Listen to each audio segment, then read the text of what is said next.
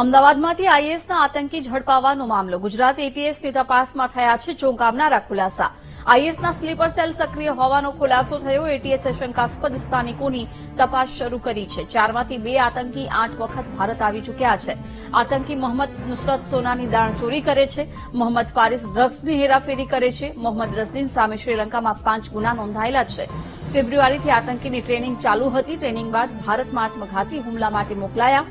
હુમલો કરવો એ ટ્રેનિંગનો છેલ્લો ભાગ હતો ગુજરાત એટીએસની તપાસ સાથે શ્રીલંકાની પોલીસ જોડાઈ છે આરોપીઓના મોબાઈલમાં શપથ લેતા હોય તેવો વિડીયો મળ્યો છે મોબાઈલમાં અબુ પાકિસ્તાનીનો ફોટો મળ્યો હમાસ અને પેલેસ્ટાઈનની ઘટના બાદ વધુ સક્રિય થયા હતા આતંકી નાના ચિલોડામાં અંદાજે 3 થી 4 દિવસ પહેલા જ હથિયાર મૂક્યા હતા નાના ચિલોડા આસપાસના સીસીટીવી ફૂટેજની તપાસ શરૂ કરાઈ છે ગુજરાત અને અન્ય રાજ્યોની એટીએસ પણ તપાસમાં લાગી છે એટીએસે ફોનમાંથી હિસ્ટ્રી રિકવર કરવા એફએસએલમાં મોબાઈલ મોકલી આપ્યું છે કેન્દ્રીય એજન્સી પણ તપાસમાં જોડાઈ છે ચેન્નઈ અમદાવાદ એરપોર્ટના વાઈફાઈના ડેટા પણ મંગાવાયા છે એટીએસને આરોપીઓના ફોનમાંથી અન્ય લોકોના ફોટા પણ મળ્યા છે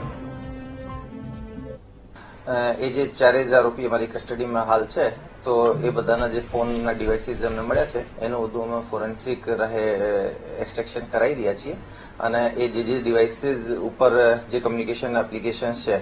જેનાથી એના હેન્ડલરના કોન્ટેક્ટમાં હતા એ પર્ટિક્યુલર સાઇટ્સથી પણ અમે ડિટેલ્સ માંગી રહ્યા છીએ સાથે સાથે જે ડ્રોપ પોઈન્ટ્સ હતો એ પોઈન્ટનો પણ અમે ટેકનિકલી અને હ્યુમનલી એનાલિસિસ કરી રહ્યા છીએ અને એ લાઈન ઉપર આના જે બીજા કોઈ મદદગાર હોય એને શોધવા માટેના પ્રયાસો અમે કરી રહ્યા છીએ અન્ય કઈ એજન્સી અથવા કયા રાજ્યની પોલીસ જોડાયેલી તપાસે આવવાની છે કારણ કે એ જે આરોપીઓ છે એ બીજા દેશથી આવેલા છે અને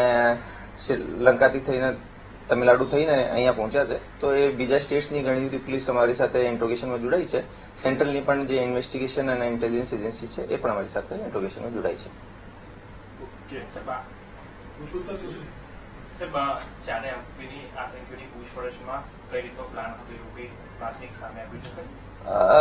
એ બાબતમાં મેં આપને જે કીધું કે એ લોકોએ બહુ જ રીઢા છે અને એ હાલ સુધી એ ચીજ રિવીલ નથી કરી રહ્યા એ હાલ સુધી પણ એ જ બાબતમાં ટેકેલા છે કે સાહેબ અમને એ વેપનની ડિસ્કવરી પછી અમને અમારા હેન્ડલર દ્વારા ટાર્ગેટનો એક્ઝેક્ટ લોકેશન્સ અને ટાઈમ એ બધું બતાવવામાં આવવાનો હતો